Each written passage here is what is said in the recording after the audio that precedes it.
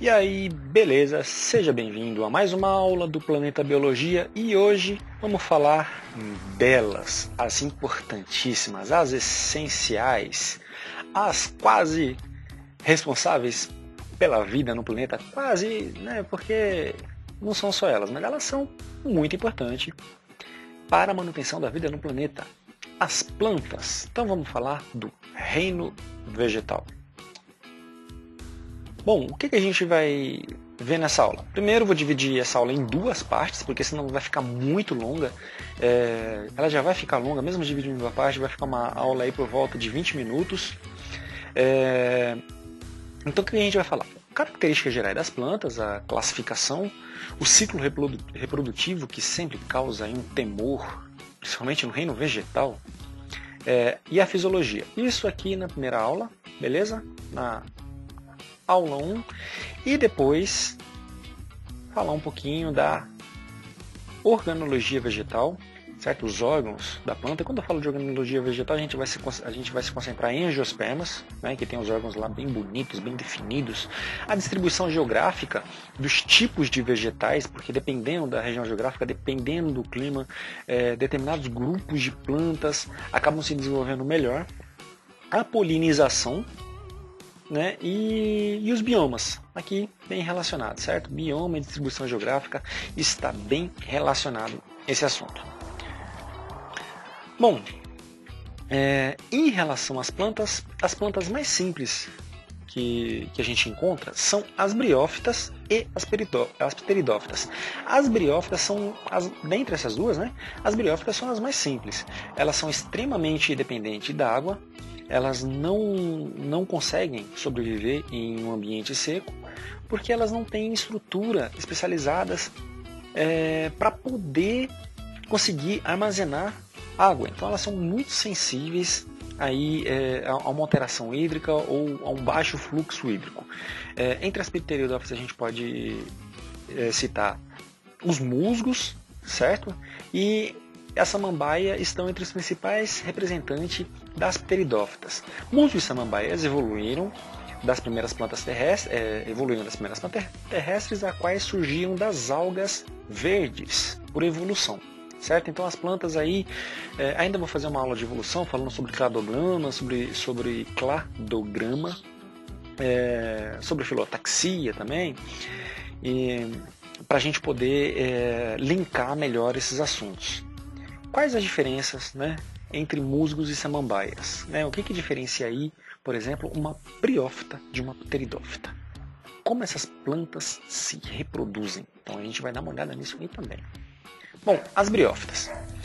Os musgos, que são as briófitas mais conhecidas, vivem agrupadas e, deste modo, retêm mais água da chuva, do orvalho ou do ambiente ali em torno, seja rios ou lagos.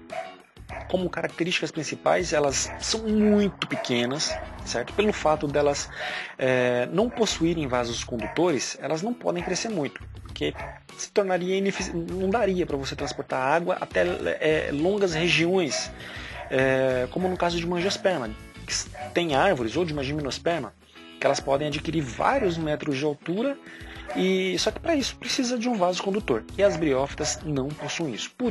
Por esse motivo, elas são pequenas, certo?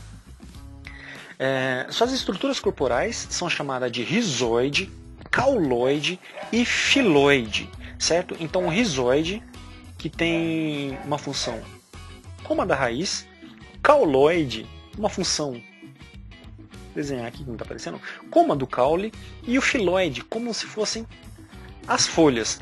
Só que eles não são, eles não têm toda a complexidade desses órgãos que eu acabei de falar, certo? Eles não podem ser considerados, então, raiz, caule e folhas verdadeiros devido à sua simplicidade. Aí os filoides, o cauloide e os rizoides. A ausência de vasos condutores de seiva, né, é a explicação pelo motivo que a gente não encontra plantas grandes entre as briófitas, né, os musgos como principais representantes.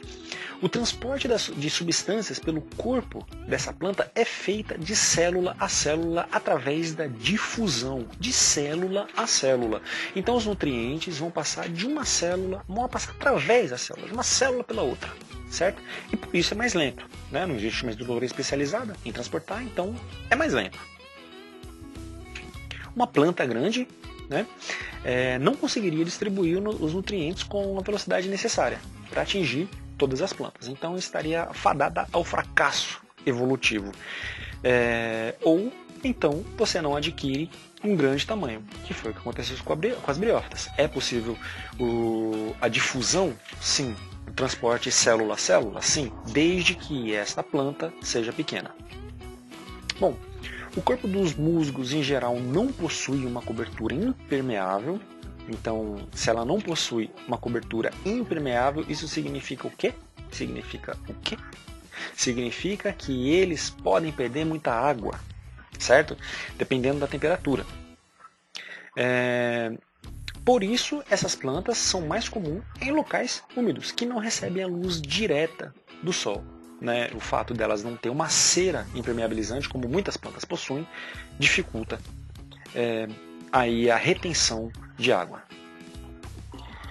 Em locais úmidos, né, há menos chance de ocorrer perda pela evaporação, o que provocaria o ressecamento e fatalmente a morte das plantas. Aqui a gente pode ver na estrutura, né, o esporófito, certo? Essa estrutura aqui é o esporófito. A gente viu lá na aula grupos vegetais que as plantas possuem 2 ciclos, né? Aliás, ela possui um ciclo haplodiplobionte. Oh, que nome bonito! Haplodihaploide e diplodidiploide. O esporófito representa aí a fase diploide, enquanto o gametófito aqui, ó, na base, ok? Na base aqui é a fase é o gametófito. Reprodução de planta, meu amigo, isso daí causa medo. Mas lá na aula de grupos vegetais, isso daí foi falado de uma forma mais específica, beleza? Então dá uma olhada lá. Na aula grupos vegetais, está falando de briófitas, angiospermas e pteridófitas e gimnosperma também. Bom, a reprodução. Como eu já falei, a água é extremamente importante, né, para a vida dele e obviamente para reprodução, certo? Para reprodução sexuada. Não existe reprodução assexuada? Sim, existe reprodução assexuada por brotamento, mas no caso da reprodução sexuada, que é o que importa, que é o que vai dar a variedade, o gameta masculino é chamado de anterozoide, gameta masculino, é o anterozoide. Nos animais é chamado de espermatozoide, mas nas plantas é chamado de anterozoide. E esse anterozoide vai ao encontro do gameta feminino, a oosfera. Nos animais é chamado de óvulo. Então tenta lembrar aí, certo? Anterozoide, planta, espermatozoide animal, oosfera, planta e óvulo animal. Aqui o gametófito masculino, aí, né, quando a gente observa ele com uma lupa, ou com uma lupa apropriada, lógico, ou com um microscópio, a gente consegue observar essa estrutura aqui, certo? No gametófito, e o gametófito é feminino aqui, com a oosfera no interior. Aqui os anterozoides e a oosfera, os filoides, os cauloides e os rizoides. Lembre-se, briófitas não possuem órgãos verdadeiros. Bom, o que são gametófitos? Plantas masculinas e femininas que produzem gametas. Então aqui a gente tem o gametófito feminino, ok? Que aí depois será liberado através do esporófito. Os esporos caem no solo e originam novas plantas, chamada de gametófitos. É a fase gametofítica, certo? Que ela é N.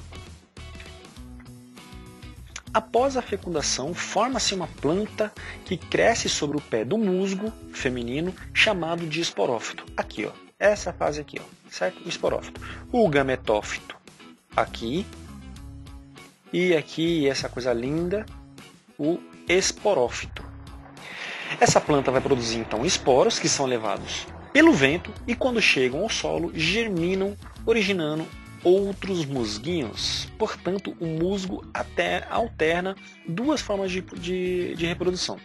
A reprodução sexuada, produção de gametas, e a reprodução assexuada na produção de esporos. Nessa fase aqui vai acontecer mitose e nessa primeira fase aqui, meiose.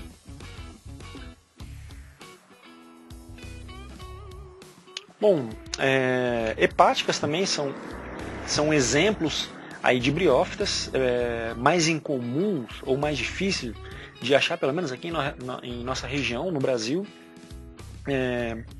Os musgos são muito mais comuns, não significa que você não vai encontrar, mas pelo menos é muito mais comum você encontrar musgo. São muito mais abundantes. Eles têm a forma achatada e também desculpa aí, são encontradas em locais úmidos. Os filóides têm entre 2 centímetros e 10 centímetros de comprimento. As hepáticas recebem esse nome porque a sua folha, na verdade, a sua folha não, hein? O seu filóide, né, ele é assemelhado à pessoa que viu aí, que o taxonomista, né, ou o cara aí que foi responsável pela sistematização, olhou aquele filóide e falou assim, isso daí parece com o fígado humano. E aí deu o nome de hepática. Bom, as pteridófitas, que também são plantas bastante dependentes de água, né, como principais representantes a gente tem as samambaias e avencas, também salvíneas, certo? São pteridófitas bem conhecidas e muito utilizadas como plantas ornamentais. Aqui nessa foto a gente tem salvínia, vamos dar uma olhada nas samambaias também. A avenca, que é bonitona, talvez você já tenha visto isso daí lá na casa da sua avó. Essa daqui ela é sempre encontrada em locais úmidos, né, muito associada a local úmido também. Bom, pteris vem do grego feto. A folha nova da planta tem a forma parecida com a de um feto humano. Isso daí, segundo a visão lá do taxonomista que viu e achou isso. Mas eu concordo, viu? Lá na aula de pteridófita tem uma imagem que ele realmente parece a imagem, né, de um feto humano. Bom, as pteridófitas apresentam várias características que estão ausentes no musgo. Ou seja, elas têm características, certo? A mais, evolutivamente, elas aparecem depois dos musgos, né? Ou seja, das briófitas. E isso vai conferir algumas, como eu posso dizer, características extras que a gente já vai ver. Elas possuem vasos condutores. Lembra que eu disse que as briófitas não possuem vasos condutores e por isso elas são pequenas? Se as briófitas possuem vasos condutores, o que acontece em relação ao tamanho? Elas podem ser maiores, elas podem atingir tamanhos maiores. Isso em comparação com as briófitas. Aqui a samambaia, o representante mais conhecido, pode ser que você já tenha visto na casa da sua avó, pode ser que você tenha na casa da sua mãe, pode ser que você mesmo tenha, que você seja um samambaia fã, aí, né, vai saber. Eu gosto da samambaia, viu? Bom, existem grandes samambaias, parecidas aí com árvores, né, que podem atingir vários metros de altura, como o samambaia-açu. Bastante comum na floresta amazônica e na Mata Atlântica, aí, que corre um grande perigo de extinção, né? Está em vias de extinção, certo? E pode chegar até 3 metros de comprimento. Outras características, aí sim, elas possuem, diferente das briófitas, uma raiz verdadeira, um caule verdadeiro e folhas verdadeiras, certo? Então a complexidade desses órgãos, essa especialização, uma folha ela pode realizar várias funções, né? Não só realizar a fotossíntese, mas também armazenar nutrientes, por exemplo, né, no caso da folha, que as briófitas não podiam, não tinha isso nas briófitas. E as folhas também são cobertas por uma película impermeável, e isso vai reduzir a perda d'água, ou seja, elas são mais resistentes as variações hídricas. E também isso permite com que ela colonize locais que não são necessariamente ao lado de rios. Você vai encontrar briófitas ao lado, né, de lugares úmidos. Ela está ali, do lado mesmo. Longe disso, é praticamente impossível você encontrar briófita. O caule, na maioria dos casos, é subterrâneo ou rastejante, e por isso é chamado de rizoma, né? Caule subterrâneo, chamado de rizoma. Em relação à produção, as pteridófitas apresentam um ciclo reprodutivo bastante semelhante ao das briófitas, né? Com alternância entre reprodução sexuada e assexuada. Bom, a gente tem, se você alguma vez já observou samambaia, que é uma planta bem comum, e olhou a parte de baixo, a face superior das folhas, pode ser que você tenha notado uma estrutura como essa daqui, que parecem botõezinhos, que são chamados de soros, que na verdade são órgãos onde são produzidos os esporos, né, em determinadas épocas do ano, onde eles vão ser estimulados e vão produzir esporos. Tá aí, esses esporos serão produzidos, esses esporos vão germinar aí um prótalo, certo? Eles caem no solo e originam o prótalo. O prótalo, por sua vez, tem a capacidade aí de produzir anterozoide e oosfera. Pensa comigo, se o prótalo se é através do prótalo que é produzido anterozoide e oosfera, essa é a fase sexuada ou assexuada. Pensa aí, olha lá, ele produz gameta, ele produz células sexuais, olha a palavra, produz células sexuais. Então é a fase sexuada, beleza? O anterozoide aí vai nadar até a oosfera e vai haver a fecundação. A partir da fecundação vai haver uma nova planta, certo? Essa planta vai amadurecer até que se fecha o ciclo aí, formando a samambaia do jeito que a gente conhece. Quando falou assim lá da pteridófita, que ela parece um feto, é nessa fasezinha aqui, ó, ela é parecida. Se você olhar bem de perto, ela é parecida. Também, no caso da reprodução, elas também dependem da água para a reprodução sexuada, e por isso também são comuns em regiões úmidas. Apesar de não serem tão dependentes como as briófitas, elas ainda têm um alto grau de dependência se comparado com os outros grupos de plantas que a gente já vai ver daqui a pouco. Os soros produzem esporos, os quais vão cair no solo e germinar, originando uma pequena planta chamada de prótalo. Como eu já disse, né, os soros aqui, ó, se você observar uma samambaia, vai ficar na face inferior da planta. O prótalo é o gametófito das pteridófitas, e ao contrário do que acontece nos musgos, nessas plantas, o esporófito é a fase mais desenvolvida e duradoura do ciclo. Certo? Aqui a gente tem um prótalo germinando. O xaxim, certo? Que é essa estrutura aqui, ó, mano. Se você tem lá uma samambaia nessa visão aqui, cara, isso aqui é um canibalismo vegetal. Sem brincadeira. Tá vendo esse vaso aqui? Ele é feito de samambaia, do samambaiaçu, né? No caule do samambaiaçu, que vai fornecer nutrientes para essa samambaia. E pelo fato da galera usar muito esse tipo aqui de vaso para a cultura de samambaia, é que está levando aí o risco de extinção. Existe uma alternativa de usar casca de coco para isso, né? E é bem mais legal. Então aqui, o xaxim é um material utilizado para a produção de vasos para plantas ornamentais. E nesse caso aqui me parece um canibalismo vegetal. Lógico que não é, né? Mas só para ilustrar. Ele é feito a partir do caule de samambaiaçu, que é aéreo e não subterrâneo como da maioria das samambaias. A samambaiaçu é uma planta típica da Mata Atlântica, também se encontra na região amazônica, e está ameaçada de extinção por causa da extensa, né, exploração comercial. E hoje ela é proibida por lei. Como eu já disse, a alternativa é o coxim, a partir da casca de coco. Bom, em relação à origem das pteridófitas, as pteridófitas apareceram, uma estimativa há cerca de 430 milhões de anos atrás, e se diversificaram no ambiente terrestre, formando grandes florestas. Essas florestas deram origem a grandes depósitos de carvão mineral. O carvão mineral aí, que é um grande poluente, né? É uma forma de produção de energia bastante suja, tem origem principalmente por conta da fossilização de florestas de pteridófitas. Floresta de pteridófitas, essas florestas são cobertas por rochas sedimentares, né, durante vários períodos geológicos, e aí é formado depósito de carvão mineral. As gimnospermas. Então a gente está aumentando aí agora o nível de complexidade.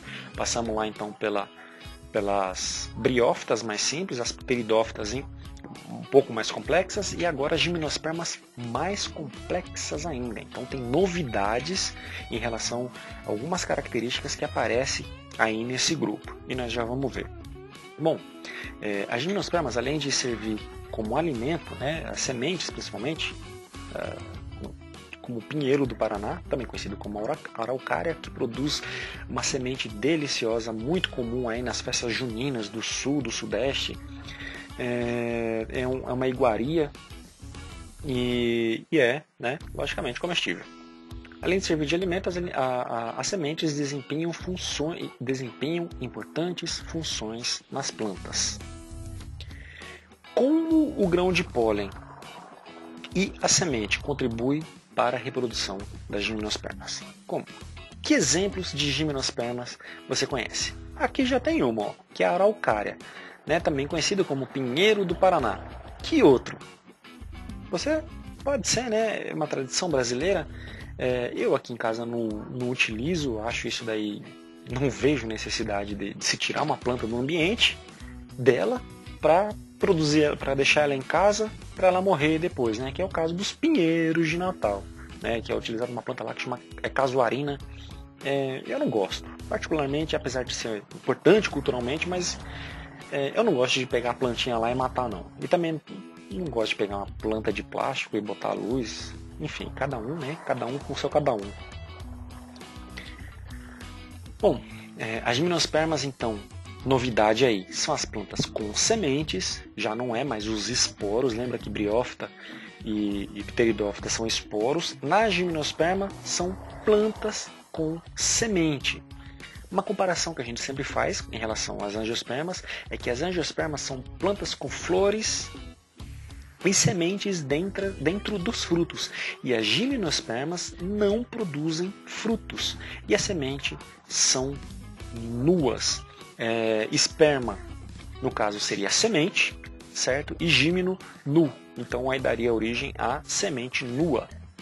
As gimnospermas são plantas bem adaptadas aos climas frios ou temperados. Existem várias teorias não, existem várias hipóteses. Teoria e hipótese são coisas diferentes, né? Teoria, digamos assim, na hierarquia está bem acima de hipótese, né? Para que algo vire teoria tem que ter comprovação científica, tem que ter vários testes, tem que ter fatos aí, de fato, para se tornar uma teoria, apesar de muita gente achar que teoria é o contrário de prática, pelo menos não de teoria científica. Então existem algumas hipóteses que antigamente as gimnospermas elas eram adaptadas a climas quentes, mas hoje, no atual período, né, que a Terra se encontra, a gente encontra elas em climas frios, né, e temperados. Ou seja, hemisfério norte, né, florestas de pinheiro, taiga, e hemisfério sul, mata de araucária. Aqui, um exemplo, que também é uma mata que está em extinção. Além dos pinheiros, outros exemplos aí de gimnospermas. O sagu de jardim, isso aqui pode ser que você já tenha visto. As sequoias e os cipestres, as sequoias, aliás, que são as maiores plantas. Deixa eu dar uma corrigida aqui, que deu power aqui.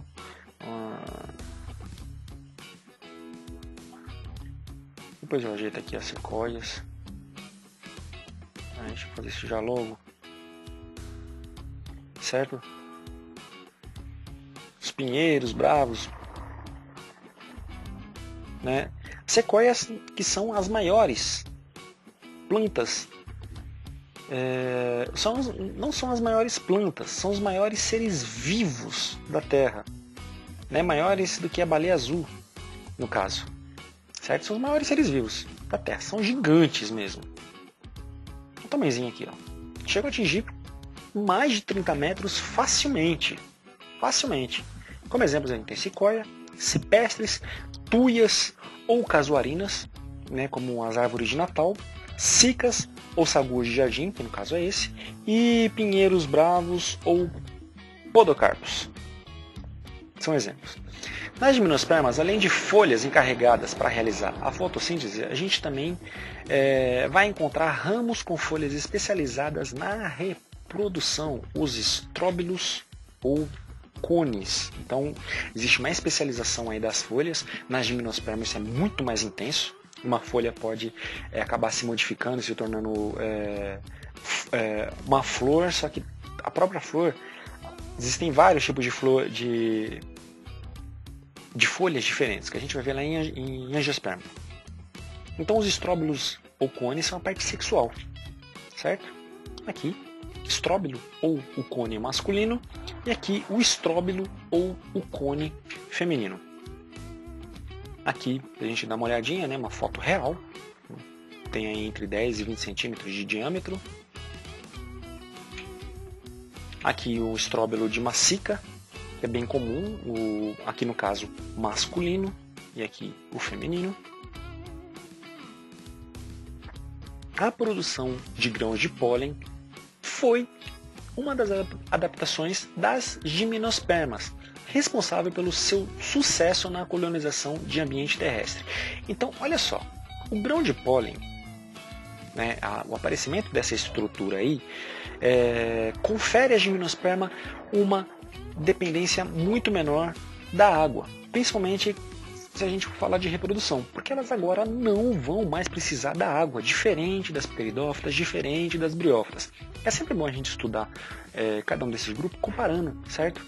Com os outros, para a gente justamente entender as diferenças. Então, o grão de pólen confere, no caso das gimnospermas, uma independência em relação à água.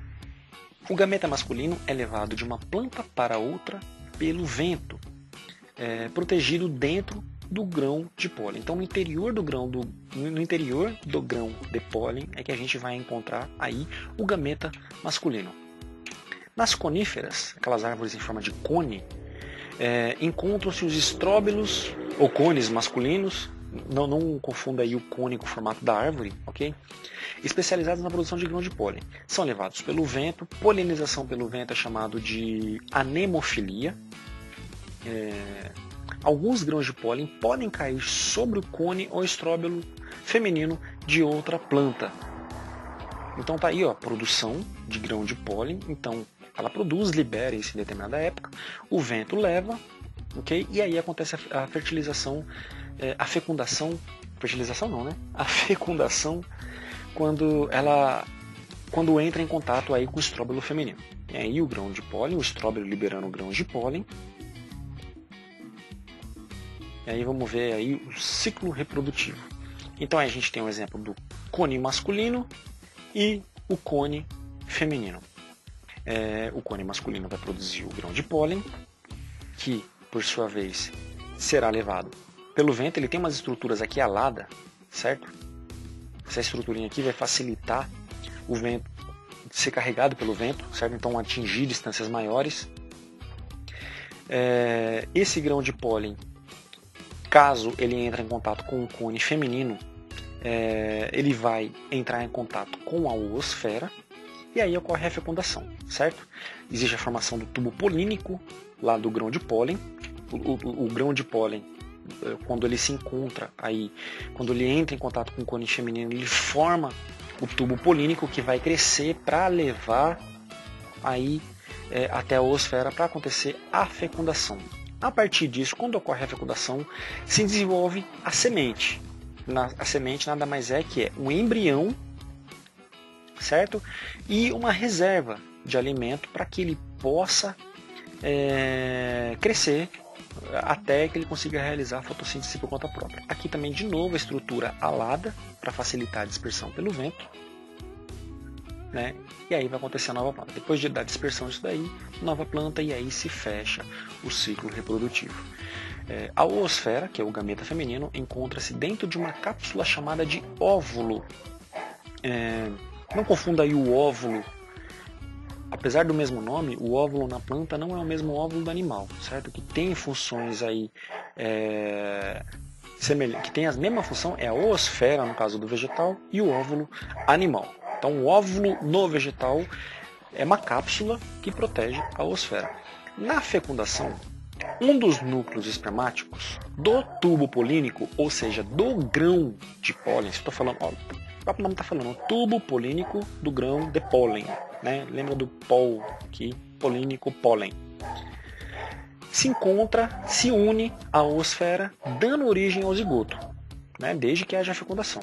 Né? Então, na fecundação, um dos núcleos espermáticos, lá do grão de pólen, que vai formar o tubo polínico, vai se unir à oosfera, vai ocorrer a fecundação e origina o zigoto.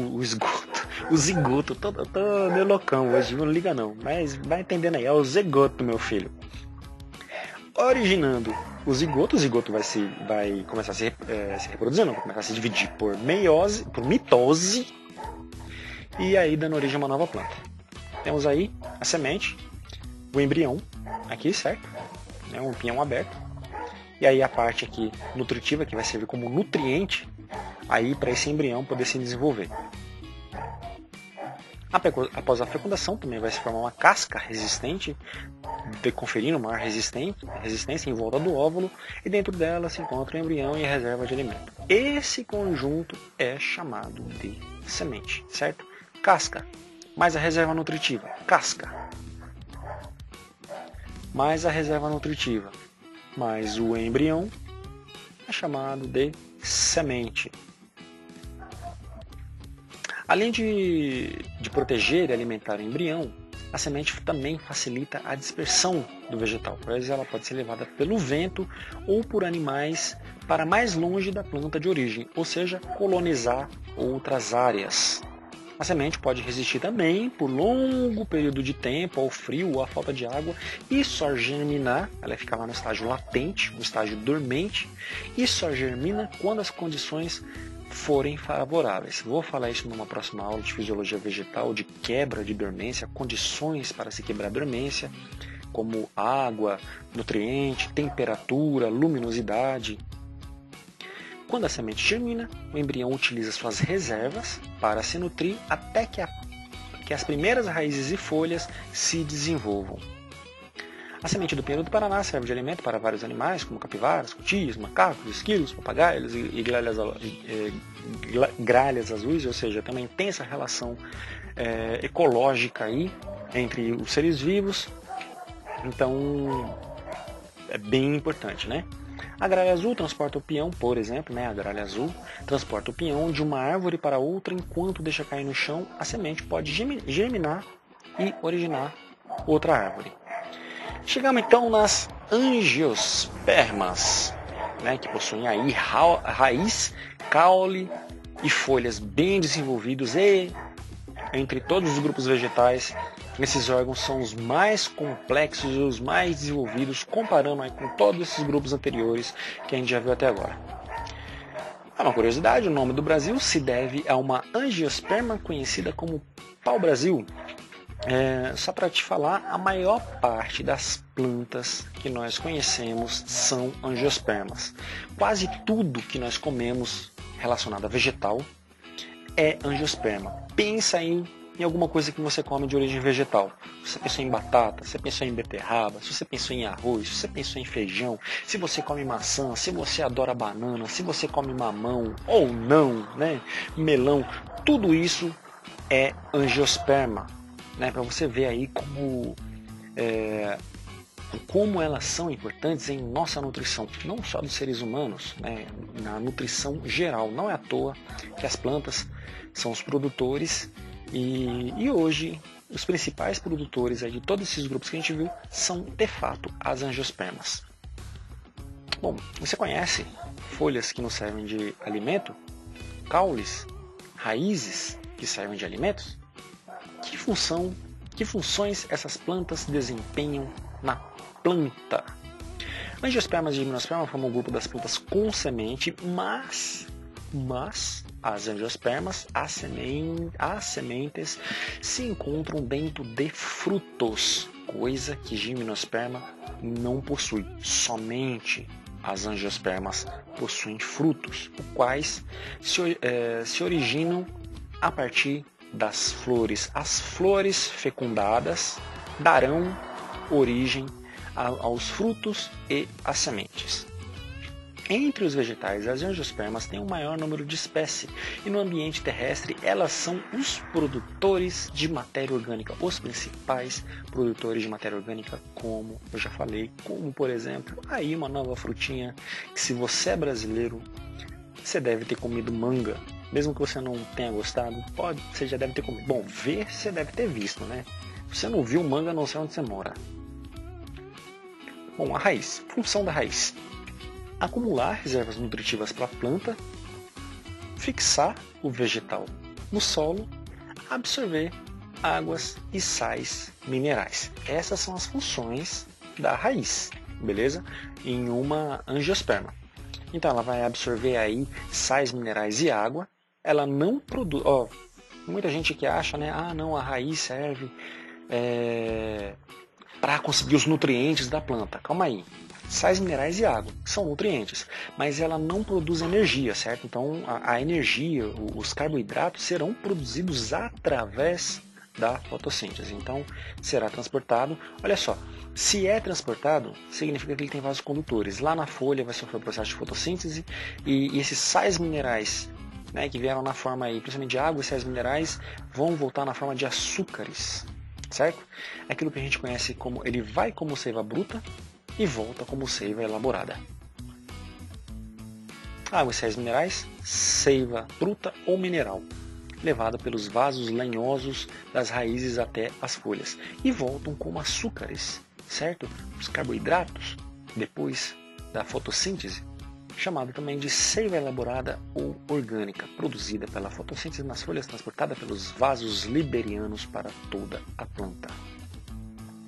Bom, a gente tem um exemplo de raiz fasciculada, como o capim, né, a cana-de-açúcar, o milho, entre outras plantas, possuem raízes numerosas e finas, mas todas têm o mesmo tamanho, né, tamanhos semelhantes, e saem da mesma região do caule. Raízes axiais ou pivotante, como a laranjeira, a mangueira, o feijão, o café, possuem uma raiz principal da qual partem ramificações. Então aqui um exemplo de raiz axial ou pivotante e aqui raiz fasciculada. As raízes em geral são terrestres e subterrâneas. Né? Claro que existem exemplos de raízes aquáticas e raízes aéreas, mas em geral elas são terrestres, na maioria dos casos terrestres e subterrâneas. Mas também, né, tem raízes aí aquáticas e raízes aéreas, como no caso de orquídea, manguezal também se encontra muito raízes, os tais dos pneumatóforos.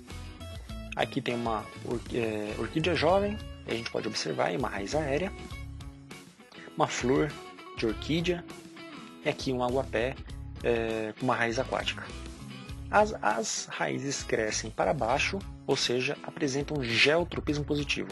Geotropismo significa em direção ao centro da Terra, certo? Quando é positivo, é em direção ao centro da Terra. Se fosse negativo, seria ao contrário da Terra. Essa reação é controlada por substâncias químicas chamadas hormônios. Vou falar disso mais em fisiologia vegetal. Na ponta da raiz tem uma estrutura chamada coifa, que é uma espécie de um capuz que protege as células contra o atrito aí do solo.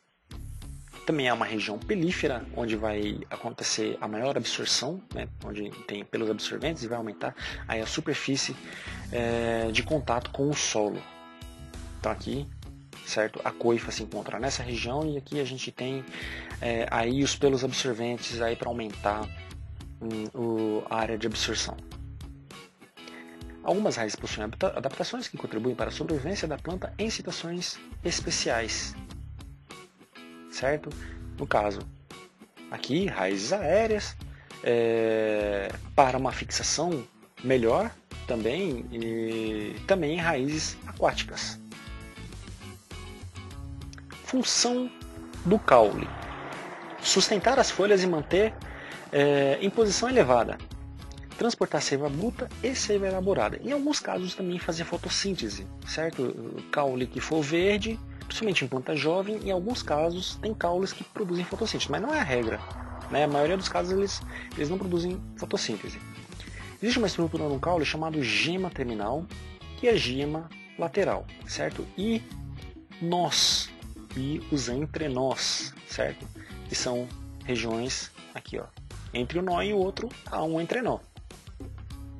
Assim como a raiz, o caule apresenta regiões diferenciadas, como a gema ou broto terminal, os nós e entrenós, e as gemas auxiliares e laterais, que vai aí organizar o crescimento da planta tanto para cima quanto para os lados. Na gema terminal é um local onde tem uma intensa região de mitose, ou seja, divisão celular, ou seja, crescimento, né? E as gemas laterais vão aí auxiliar no crescimento lateral das plantas. Aí aqui é um pouco daquilo que eu falei, né? Aqui no caso, o geotropismo, tá vendo? A raiz ela vai em direção ao solo e a planta, aqui seria um geotropismo negativo, né? Porque ela vai ao contrário. Geotropismo negativo, ou melhor, o fototropismo positivo. Como ela está indo em direção à luz, né? Como ela procura a luz, a gente chama isso de fototropismo positivo. O caule na maioria das plantas é aéreo, cresce para cima, ou seja, apresenta geotropismo negativo. Em relação à Terra, ele vai em direção contrária da Terra, como nesse experimento aqui. A experimento aqui de fototropismo, ela vai seguir a luz. É muito louco isso. Se você tem uma árvore na sua casa, vai lá e observa as folhas dessa árvore. Você vai ver que as folhas elas têm um certo alinhamento. E esse alinhamento é devido à luz do sol. Ela está procurando. As plantas são muito loucas, cara. Ela sabe onde o sol nasce e onde o sol se põe. E observando as plantas, você pode, em muitos casos, conseguir identificar isso, né? Porque elas procuram através do fototropismo positivo. A maioria das angiospermas possuem caule que cresce acima do solo. Maioria, mas não todas, né? São chamados de caule aéreo. Como um caso na maior parte das angiospermas. Melancia e cebola. Maior parte caules aéreos. E outras possuem caules subterrâneos. Que são chamados rizomas. Okay? Como a bananeira, por exemplo. A bananeira, aquilo que a gente acha que é o caule, na verdade não é o caule. Aquilo ali, na verdade, são folhas que dão a impressão de caule, mas o caule da bananeira está debaixo da terra. Alguns caules apresentam certas modificações que são adaptações das plantas. É o caso de espinhos, acúlios e gavinhas. Espinhos são ramos protegidos com função protetoras. Gavinhas vão ajudar aí na fixação, né, prendendo as plantas a certas estruturas. E acúlios são pelos rígidos e pontiagudos formados na epiderme do caule, né? Tem uma diferença entre acúlio e espinho. O espinho geralmente é maior e o acúlio é menor. As folhas, né, que são órgãos ricos em células com clorofila, também rico em organela. As suas células são ricas em uma organela chamada cloroplasto, e elas são responsáveis, a sua principal função é fazer a fotossíntese, ou seja, produzir nutrientes, produzir carboidratos para a planta, certo? Em geral, elas têm forma de lâminas finas. Aqui é uma representação aumentada, um corte transversal de uma planta, e aqui a gente pode ver que existem vários diferentes tipos de folhas, né? Os vasos condutores, parênquimas e células de epiderme, uma cutícula protetora, células com cloroplastos em seu interior, a clorofila, o estômato, em geral, na face inferior das plantas para realizar as trocas gasosas, e vasos condutores de seiva. Né? As folhas são cobertas por uma cutícula formada por cutina, que protege e ajuda a diminuir a perda de água por evaporação. Né? Então confere às plantas uma maior resistência às variações hídricas. A cutícula dificulta a entrada de gás carbônio e oxigênio necessário para a fotossíntese da respiração celular. Por isso ela tem uma estrutura chamada estômato. No entanto, né, a epiderme da folha existem pequenas aberturas chamadas estômatos que facilitam a passagem desses gases e a transpiração. Aí a estrutura, né, a forma de um estômato quando a planta vai realizar, essa célula vai se abrir, esse par de células se abre e fecha para realizar a troca de gases. Aqui, nesse exemplo, aberto, e aqui nesse outro exemplo, fechado. Nesse caso aqui, quando existe uma certa mudança de água, então ele se mantém aberto, e aqui, quando a água está baixa, ele se mantém fechado. Eles fazem isso também durante a noite, né? A maior parte do caso eles fazem isso durante a noite, porque de dia é calor, então quando você tem uma temperatura menor e não tem incidência de raios, isso funciona melhor à noite. Os estômatos são formados por duas células, com uma abertura entre elas, o que permite o controle da perda de água pela planta. Em algumas plantas de clima úmido, há nas bordas das folhas aberturas chamadas hidatódios, que eliminam água na forma líquida. E esse fenômeno é chamado de gutação, certo? Em plantas de locais úmidos, para poder eliminar exatamente aí o excesso de água. Então elas são adaptadas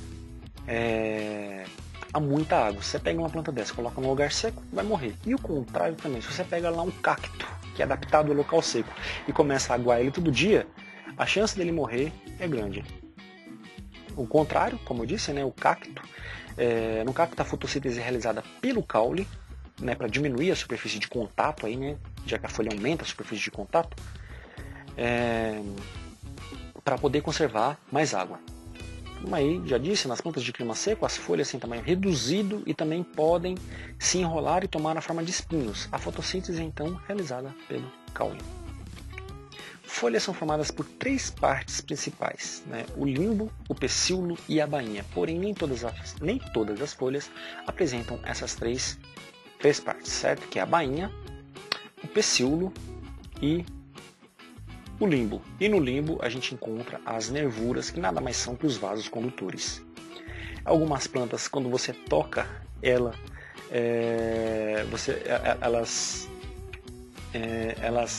mudam a forma. Em relação às folhas, a gente pode encontrar folhas compostas. Por exemplo, aqui, isso aqui é uma folha composta. Isso aqui tudo é uma folha. Quem for estudar botânica vai ver que isso tudo é uma folha. E essas estruturinhas aqui são chamadas de folíolos, certo? Ou seja, ela é uma folha composta. Nas folhas compostas, o limbo é dividido em várias partes chamados folíolos. Na folha simples, o limbo é um só. Como nesse exemplo aqui, né? Aqui a gente tem uma folha simples e aqui uma folha composta. Algumas folhas também apresentam adaptações, como os espinhos de cactos e as gavinhas, semelhantes às gavinhas dos caules. E há também as brácteas, né, que possuem folhas coloridas que atraem a atenção de animais polinizadores. Então elas têm cores fortes, justamente para atrair certos animais para polinizar, né, para levar para a reprodução sexuada. A maioria das plantas apresentam reprodução assexuada ou vegetativa, ou seja, são clones. Já tem uma aula aqui que eu falei sobre clones, e isso aí vai acabar gerando plantas geneticamente muito semelhantes, né? Reprodução sexuada, lógico.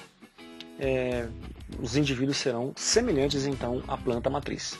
A reprodução vegetativa, no morango, por exemplo, né? Você tem um morango aqui, aí ele se divide, começa um outro indivíduo, chamado aí reprodução por estolão. No caso da batata, reprodução por tubérculos de raiz. Então, o pessoal que planta batata, pega lá uma batata, às vezes acaba dividindo ela para plantar várias outras a partir de uma matriz. Né, os tubérculos, aí a partir de um tubérculo vai nascer um broto, no caso de uma batata doce. Os caules subterrâneos e rasteiros desenvolvem em certos pontos raízes que originam novas mudas de plantas. Daí é produção assexuada. E aí agora um pouquinho de flores, frutos e sementes. Bom, quais são as partes de uma flor e de um fruto? Quais são as funções da flor e do fruto. Como o fruto se desenvolve. Como essa aula é longa, essas são as cenas do próximo capítulo. Então aguarde aí que eu já vou falar de tudo isso na próxima aula. Se você ainda não curtiu esse vídeo, curta aí para dar uma ajuda. Se você ainda não se inscreveu, se inscreva. Se você gostou do nosso canal, não perde tempo não. E assina e ativa as notificações, porque assim que cada vídeo fica pronto, você fica sabendo ali na hora quando o vídeo saiu. Beleza? Qualquer dúvida é só colocar aí, eu tento responder o mais rápido possível. E vou ficando por aqui. Até a próxima. Valeu, falou, tchau. E aí, você gostou desse slide que você acabou de ver? Se você gostou, saiba que você vai poder baixar 5 slides como esse grátis, ok? Eu vou deixar o link aí na descrição, beleza? Então você pode baixar 5 aulas como essa, uma de biologia celular, uma sobre aves, divisão celular, biomas brasileiras e sistema imunológico. Se você quiser mais e quiser 88 slides, aí por um precinho bem justo, beleza? Convenhamos aí, você vai poder baixar 88 slides, como esse que você acabou de assistir. Só para você dar uma olhada, se você clicar aqui, para você poder ver as aulas, por exemplo, essa de aves, então você vai poder fazer o download, você pode visualizar, você clica aqui, beleza? Vai se abrir uma janela e é só você clicar em fazer download, nessa setinha aqui, em fazer download. Vai abrir, pronto. Começou o download desse slide, beleza? Bom, claro, se você quiser os 88, tem todos os temas aqui, tem